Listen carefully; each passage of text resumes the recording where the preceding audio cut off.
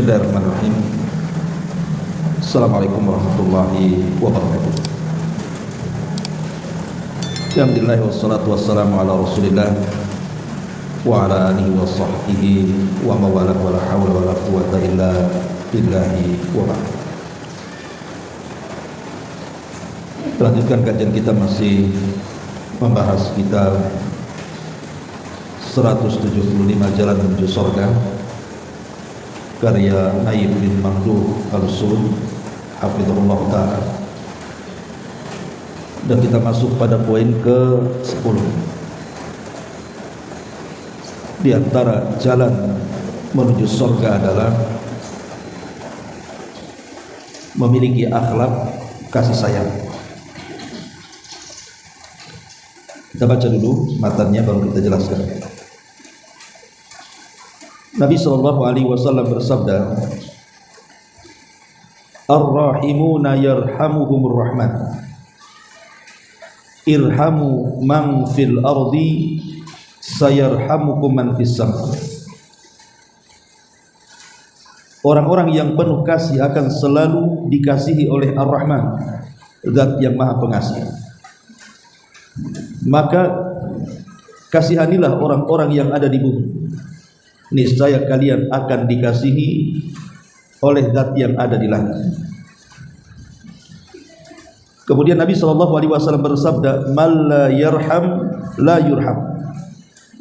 Barang siapa yang tidak mengasihi, niscaya dia tidak akan dikasihi. Lah di antara penduduk surga yang telah Nabi SAW kabarkan tentang mereka dengan sabdanya, penduduk surga ada 3 golongan. Beliau alaihi salam menyebutkan di antara mereka adalah, dan seorang lelaki yang penuh kasih dan berhati lembut kepada karib kerabat dan sesama muslim. Hadis ini dikeluarkan oleh Imam Muslim. Baik. Ma'asyiral muslimat yang dimuliakan Allah Subhanahu wa taala. Di sini pengarang ingin menjelaskan kepada kita di antara jalan menuju surga adalah berusaha kita berakhlak dengan akhlak kasih sayang.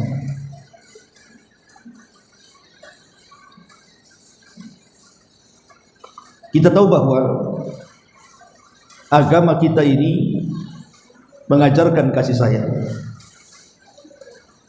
dan Nabi SAW pun diutus untuk menebarkan kasih sayang. Dan dakwah yang diajarkan Nabi SAW pun dakwah di atas kasih sayang. Kita akan menceritakan beberapa contoh kasih sayang Nabi SAW yang patut kita tiru. Karena bagaimanapun ada 3 ayat dalam Al-Quran yang menjelaskan bagaimana Nabi SAW itu memiliki sifat kasih sayang yang luar biasa. Pertama, surah Al-Anbiya ayat 107. Wa ma arsalnaka illa rahmatan lil alamin. Dan tidaklah kami utus engkau wahai Muhammad kecuali dalam rangka menebar kasih sayang di alam semesta. Kemudian surah Al-Imran ayat 159. Fabima rahmatin minallahi lintalam walau kunta faddan ghalidhal qalbi lan faddu min hawli fa'fu anhum wastaghfir lahum. Karena rahmat dari Allah Subhanahu wa taala, maka berlaku lembutlah engkau wahai Muhammad kepada mereka. Sebab kalau engkau keras hati, mereka akan lari di sekitarmu.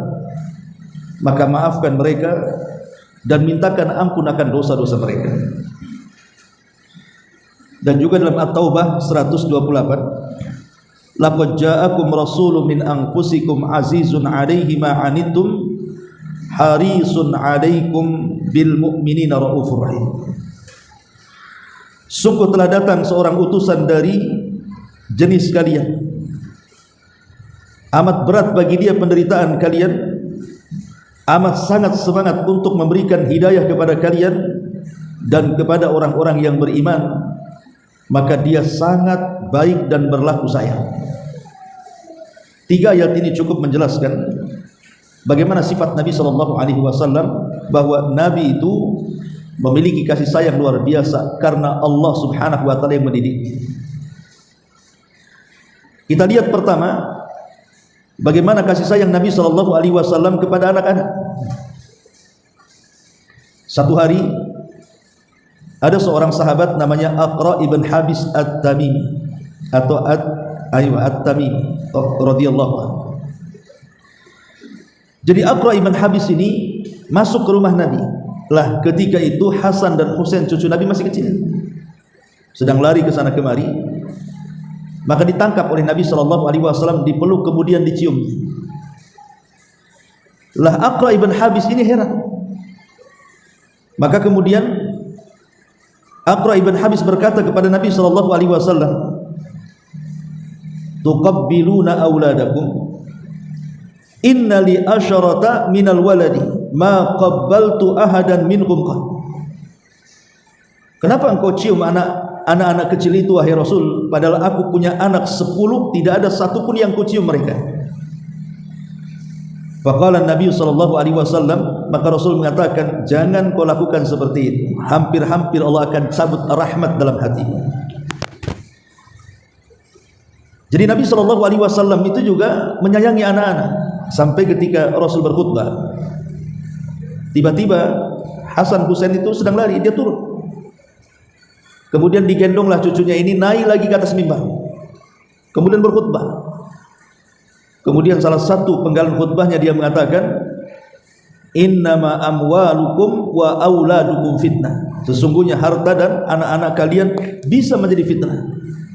Sahabat mengatakan, termasuk kau wahai Rasul? Termasuk aku, kata Rasul. Tapi lihat bagaimana Nabi SAW mencontohkan sayang dengan anak-anak. Ini satu gambaran. Yang kedua, bahkan Nabi SAW itu juga mengajarkan kasih sayang kepada orang yang memiliki kebutuhan khusus. Entah mungkin akalnya agak sedikit error gitu ya, kurang waras, atau kita anggap gila gitu. Dan itu dicontohkan ketika ada seorang wanita yang selalu datang penyakit ayannya, tetapi kalau penyakit itu datang, dia suka berguling-guling dan auratnya tampak. Maka kemudian wanita ini datang kepada Nabi, kemudian menceritakan kondisinya. Maka dia meminta kepada Nabi SAW untuk berdoa kepada Allah agar penyakitnya dihilangkan. Tapi Nabi SAW ketika itu memberi 2 pilihan. Satu, baik aku akan doakan engkau kepada Allah, semoga Allah semoga Allah menyembuhkan penyakitmu, atau la in sabarti walakil jannah, kalau engkau sabar maka engkau dapat surga. Milih mana? Milih sembuh atau milih surga? Maka wanita ini mengatakan, asbir ya Rasulullah, aku milih sabar, katanya. Tapi berdoalah kepada Allah tatkala penyakitku datang wahai Rasul, jangan sampai tersingkap auratku, itu saja. Tapi lihat Nabi SAW memperlakukan wanita, ya boleh dikata mungkin memiliki keterbatasan.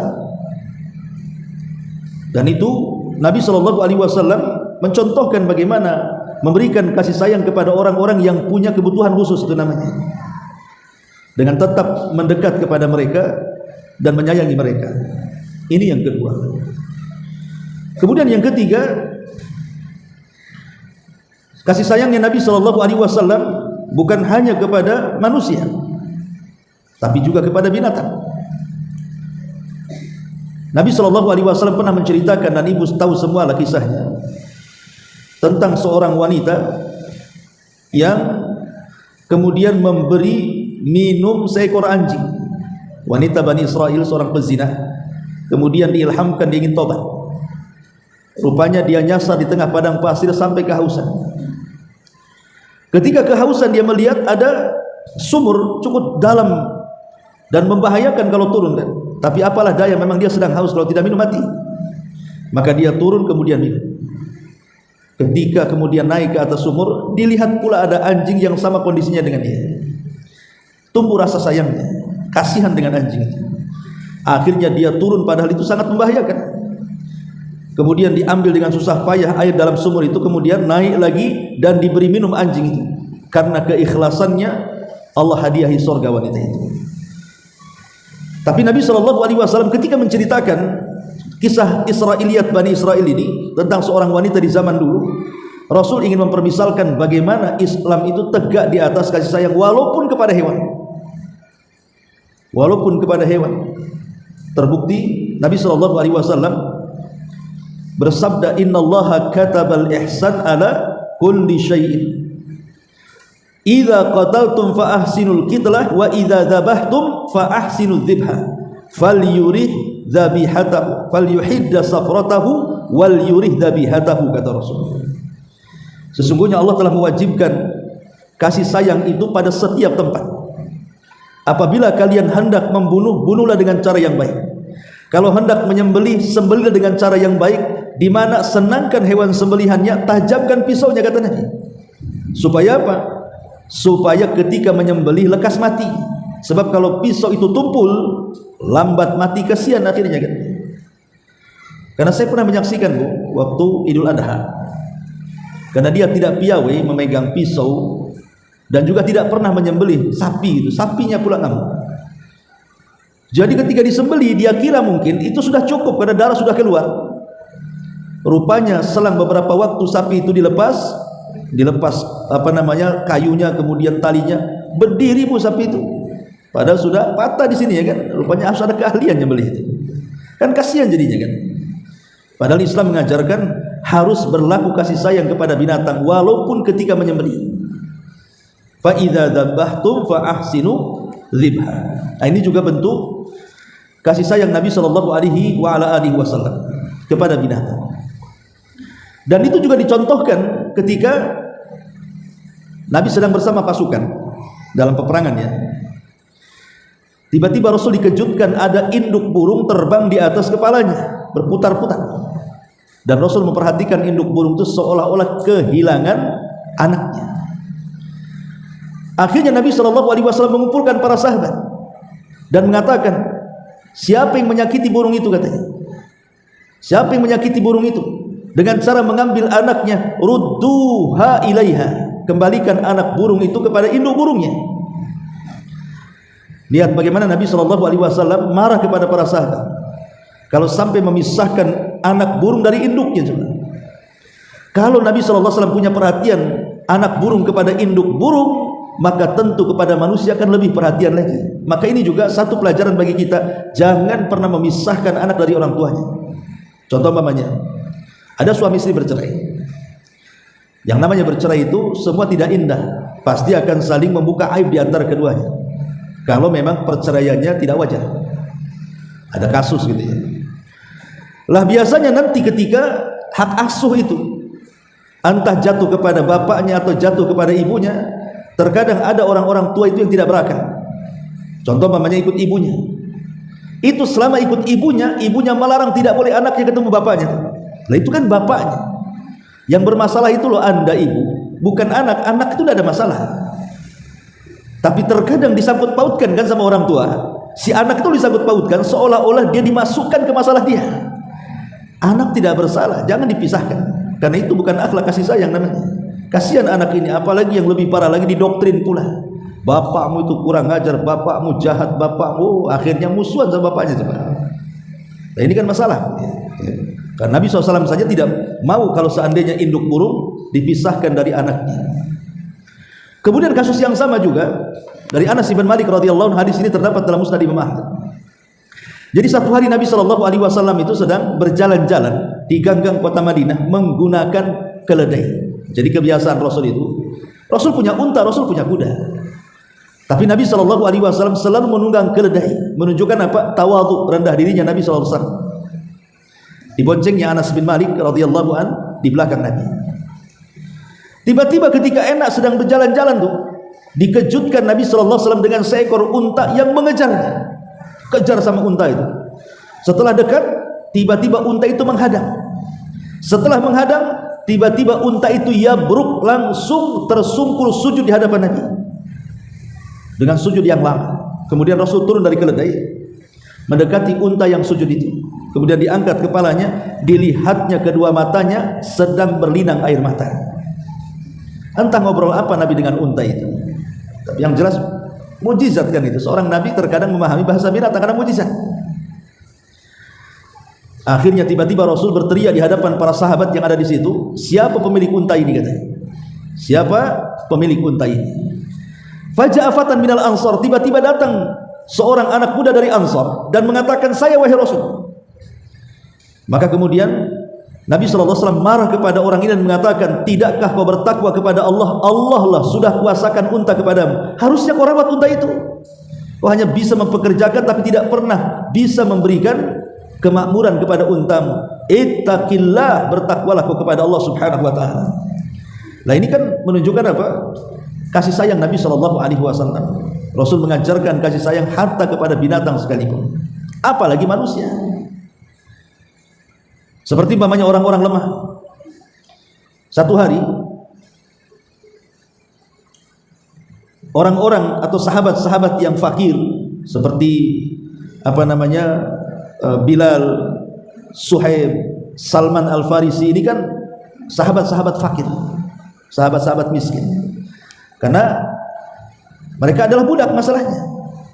Salman Al-Farisi juga diperbudak, sebenarnya orang merdeka tapi diperjualbelikan seperti budak.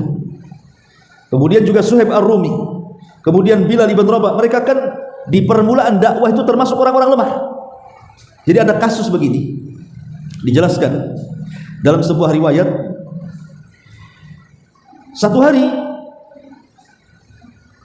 tiba-tiba kemudian Muawiyah ibn Qurrah dari A'idh ibn Amr, anna Abu Sufyan ata ala Salman wa Suhaib wa Bilal fi nafarin. Jadi ketika tiga orang ini, ada Salman Al-Farisi, ada Suhaib Ar-Rumi, ada Bilal bin Rabah, orang-orang lemah, sedang duduk. Tiba-tiba Abu Sufyan lewat.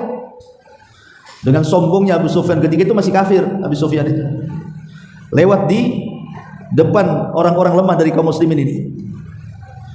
Karena emosi, seperti Bilal, kemudian Suhaib, kemudian Salman Al-Farisi ini akhirnya melontarkan kata-kata, di mana kata-katanya, wallahi ma akhadat suyufullah min unuki aduwillah ma khadaha.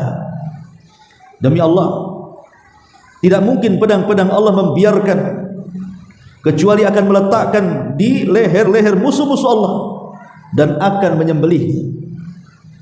Lah ketika itu Abu Sufyan lewat, Abu Bakar lewat. Kan Abu Sufyan kan orang sudah tua, Bu. Tapi kan dia orang kafir masalahnya dan musuh Nabi. Jadi orang-orang lemah ini, Suhaib, kemudian Bilal, kemudian Salman Al-Farisi ini mengancam-ngancam Abu Sufyan dengan kata-kata seperti itu. Jadi Abu Bakar ini marah sama tiga orang ini dan mengatakan, kenapa kalian tidak berkata santun? Dia orang tua, walaupun musyrik gitu ya, walaupun kafir, kan dia orang tua gitu, hargailah, masa ngomong kayak gitu. Lah tiba-tiba kemudian Abu Bakar Siddiq radhiyallahu an dipanggil oleh Nabi sallallahu alaihi wasallam, kemudian mengatakan, ya Abu Bakrin la'allaka aghdabtahum.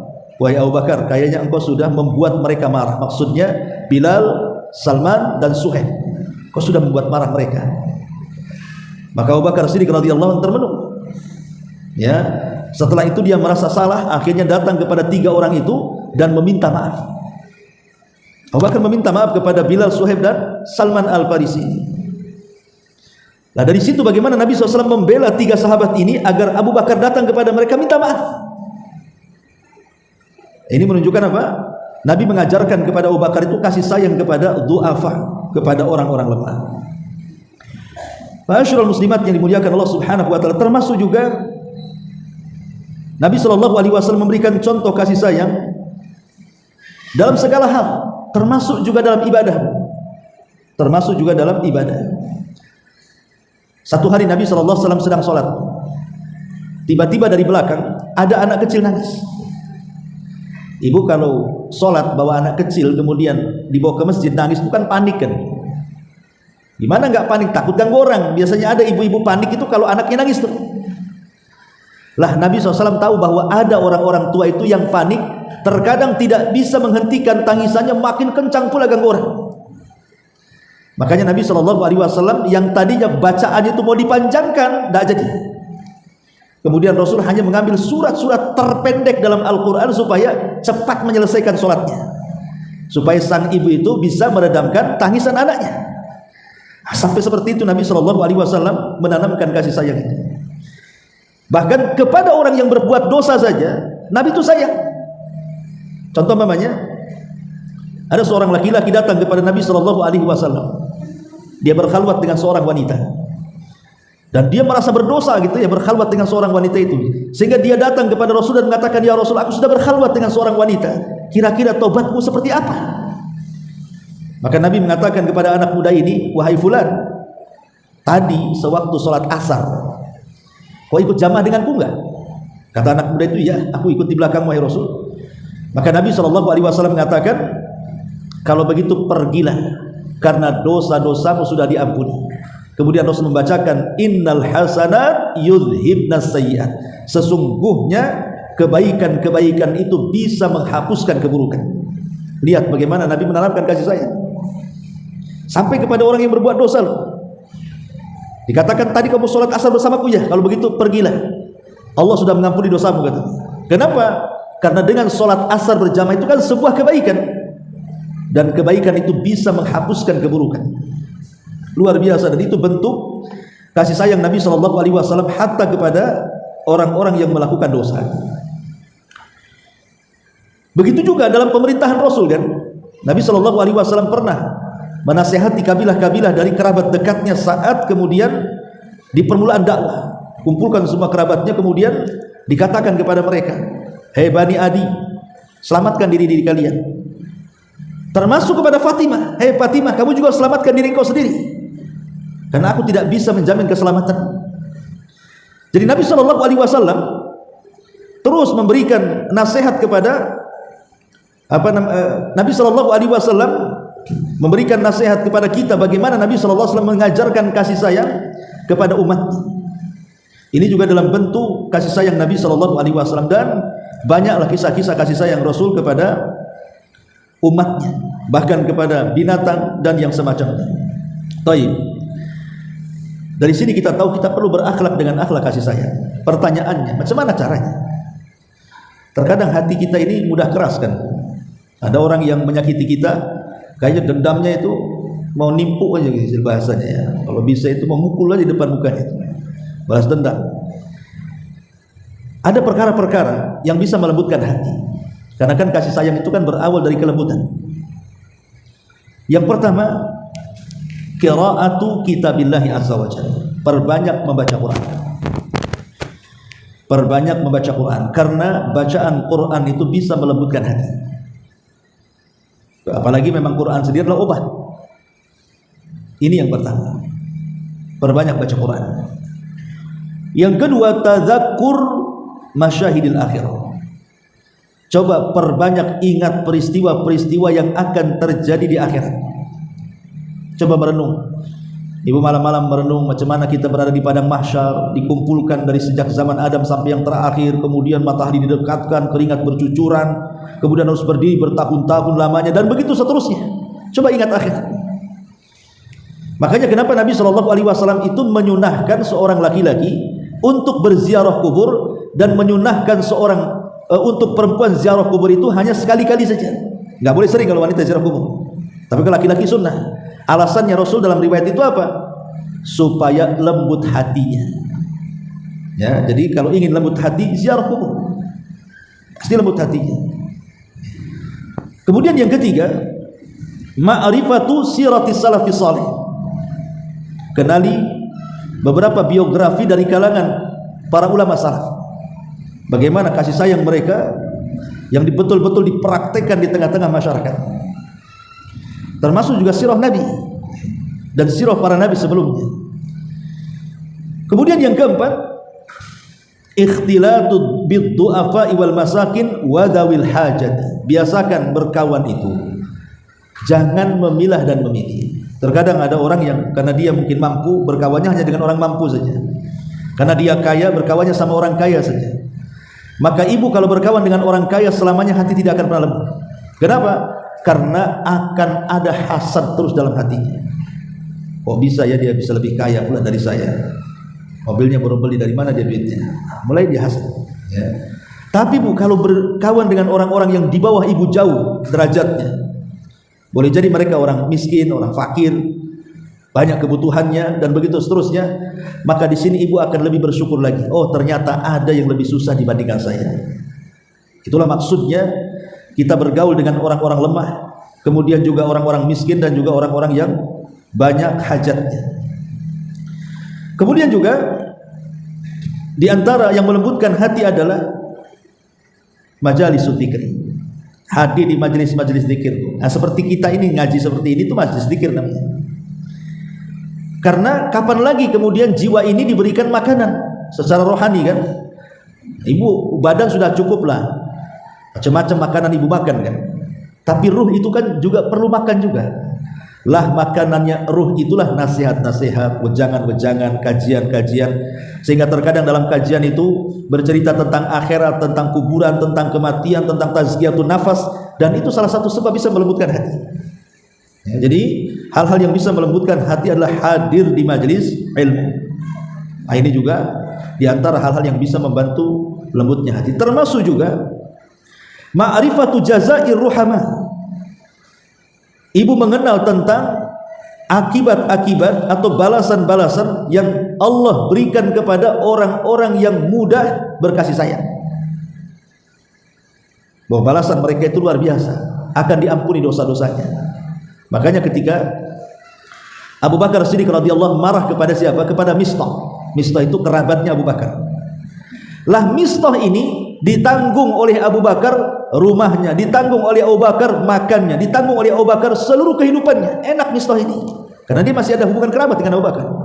Ketika terjadi hadisatul ifki, tentang penyebar luasan fitnah zina kepada Aisyah, Mistah pula ikut-ikut memfitnah. Harusnya kan dia membela kan keluarga masalahnya.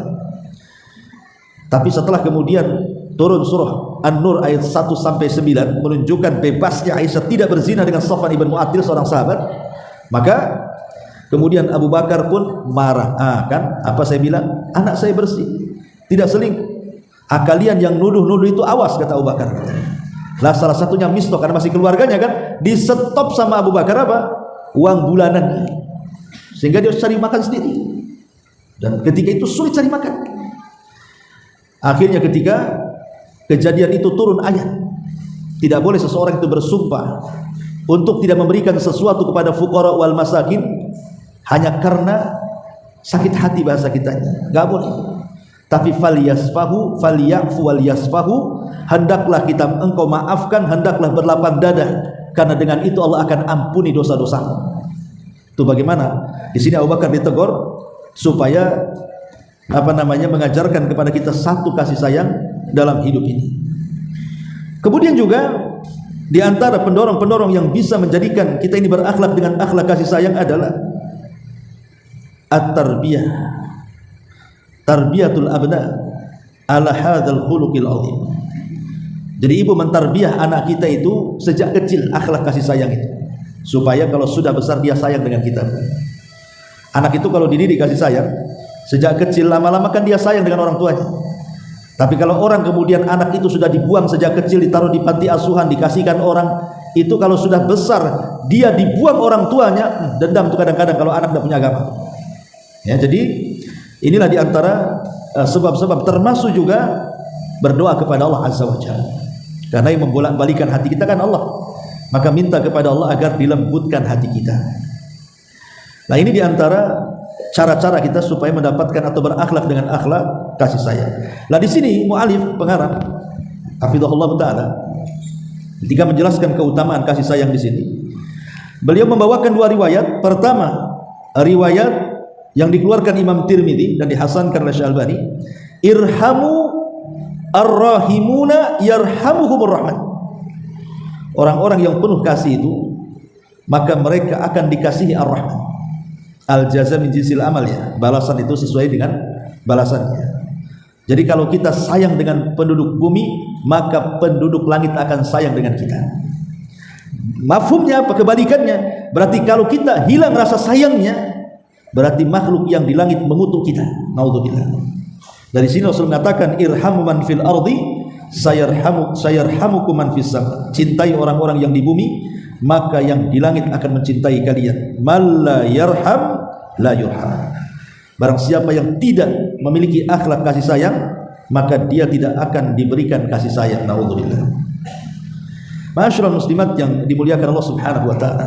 Lah kasih sayang ini adalah diberikan daripada rahmat Allah Subhanahu wa taala. Allah itu memiliki 99 rahmat kan? Allah memiliki berapa? 99 rahmat. Yang satu rahmat itulah Allah turunkan ke bumi, yang 98-nya Allah simpan di surga. Coba ibu perhatikan, satu rahmat yang Allah turunkan, kasih sayang Allah yang Allah turunkan ke bumi itu, yang satu itu sudah cukup.